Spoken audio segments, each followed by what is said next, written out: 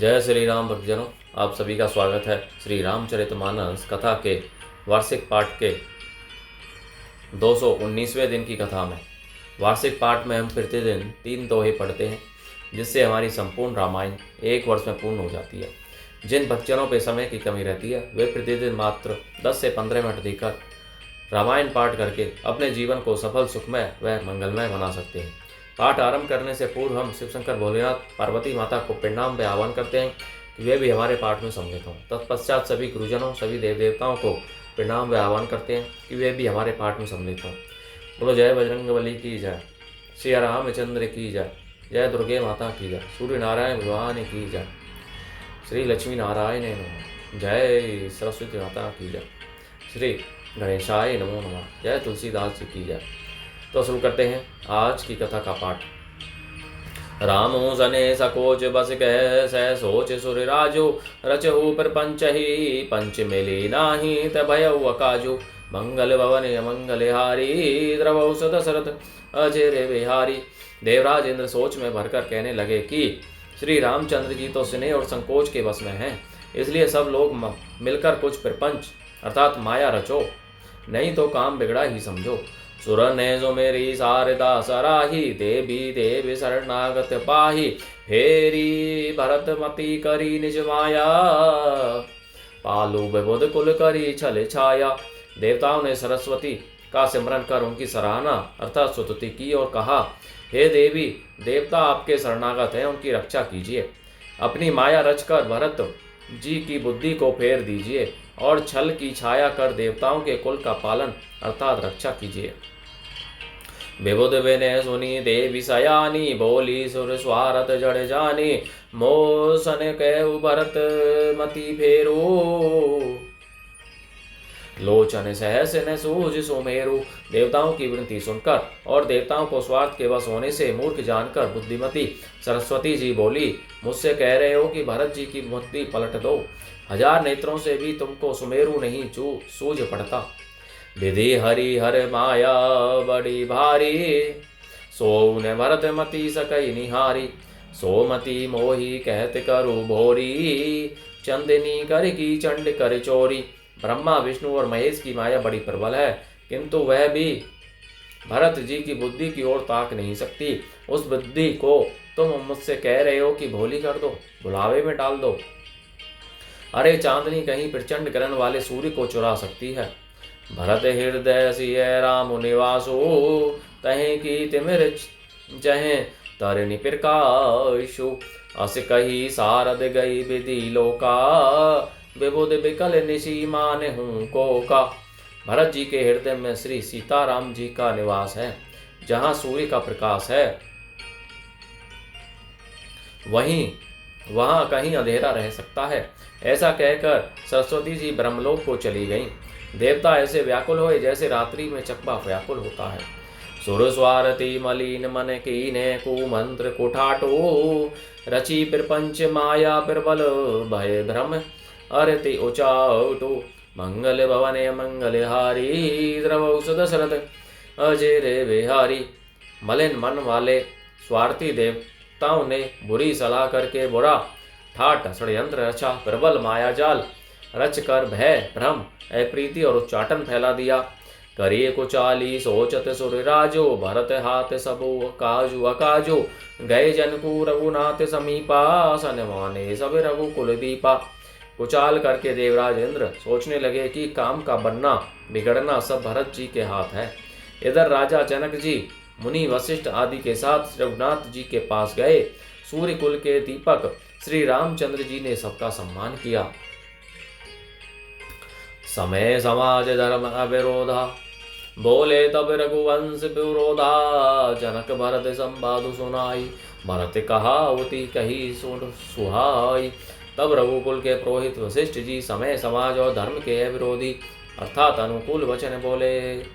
उन्होंने पहले जनक जी और भरत जी का संवाद सुनाया, फिर भरत जी की कई हुई बातें सुंदर बातें कह सुनाई। ताते राम जैसे आए सुदेहु, सो सबु करे मोर मत एहु, सुनी रघुनाथ जोरी जुग पानी, बोले सत्य सरल मृदु वाणी। फिर बोले, हे तात राम, मेरा मत तो यह है कि तुम जैसी आज्ञा दो वैसी ही सब करें। यह सुनकर दोनों हाथ जोड़कर श्री रघुनाथ जी सत्य सरल और कोमल वाणी बोले, विद्यमान आपोनी मिथिलेशु, मोरे कह सब भांति बदेशु, राउर राय रजाय सुहोई, राउरी शपथ सही सिर सोई।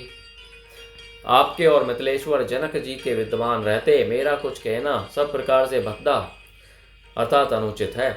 आपकी और महाराज की जो आज्ञा होगी मैं आपकी शपथ कह के कहता हूँ, सत्य ही सबको सुधार्य होगी। श्री राम भरत संवाद। राम शपथ सुनी मुनि जन को सकुचे सभा समेत, सकल बिलोकत भरत मुकु बनई न उतरु देत, मंगल भवन मंगल हारी द्रवौ सदशरथ अजय रे विहारी। श्री रामचंद्र जी की शपथ सुनकर सभा समेत मुनि और जनक जी सकुचा गए अर्थात स्तंभित रह गए। किसी से उत्तर देते नहीं बनता।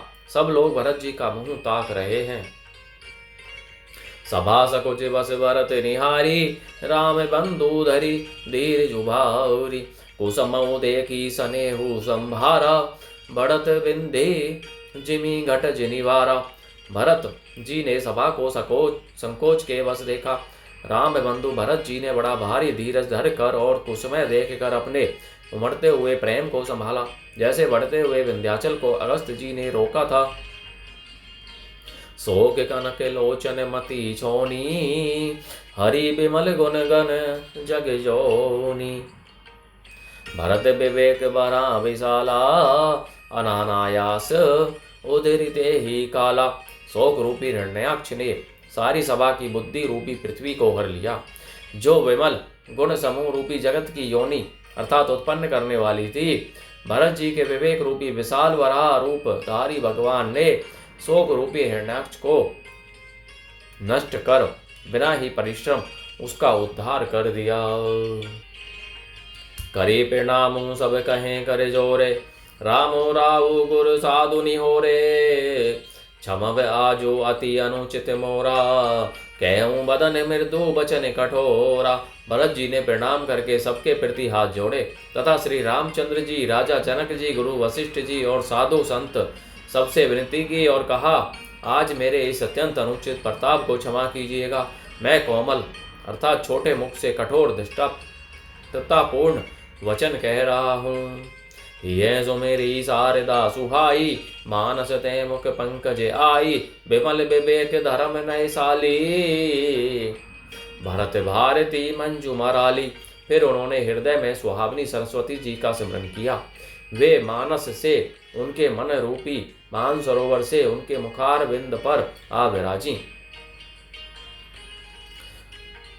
निर्मल विवेक धर्म और नीति से युक्त भरत जी की वाणी सुनकर हंसिनी के समान गुण दोष का विवेचन करने वाली है।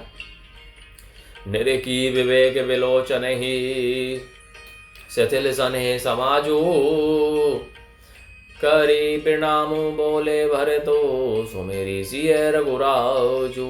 मंगल भवन मंगल हारी, द्रवौ सदशरथ अजय रे विहारी। विवेक के नेत्रों से सारे समाज को प्रेम से शिथिल देख सबको प्रणाम कर श्री सीता जी और श्री रघुनाथ जी का सिमरन करके भरत जी बोले, बोलो जय श्री रामचंद्र की जय। तो भक्तजनों, आज की कथा का विराम यहीं पर होता है। बोलो जय श्री रामचंद्र की जय। सभी गुरुजनों, सभी देव देवताओं की जय जय। आप सभी से अनुरोध है कि रामायण पाठ को सभी बंधु बांधवों, मित्रजनों, सगे संबंधियों, बड़े बूढ़ों को पढ़ने के लिए कहें, जिससे वे अपने जीवन को सफल करें और अपने मनुष्य जीवन को सफल बनाएं। बोलो जय श्री रामचंद्र की जय।